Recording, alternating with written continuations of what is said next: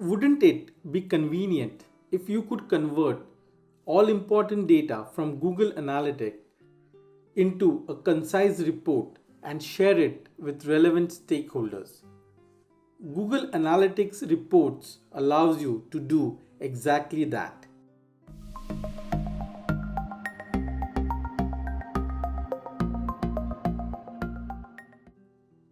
Let's go to customization and select custom reports and click on add new custom report.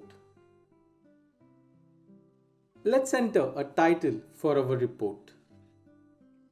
We can create multiple report tabs within this report. For each report tab, we need to specify a name and the type. For the report type, we can choose between Explorer, Flat Table, and Map Overlay. Explorer is a standard analytics report. It includes a line graph and a data table with dynamic elements like a search or sort option and a few secondary dimensions. Flat table is a static, sortable table that displays data in rows. Map overlay contains the map of the world. Different regions and countries display in different colors to indicate the traffic and engagement volume. For now, let's go with the Explorer option.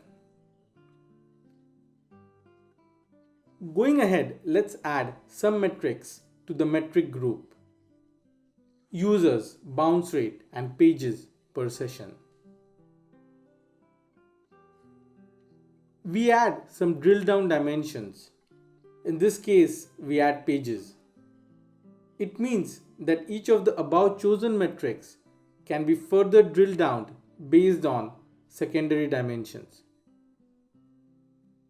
Let's skip filters for now. Going further, we have to select the views from where we want to fetch the data. We select the master view. Once we save this report, we get all the data in graphical format based on the metrics and dimensions selected by us. We also have the options to save, export, and share the report as we prefer and like to do.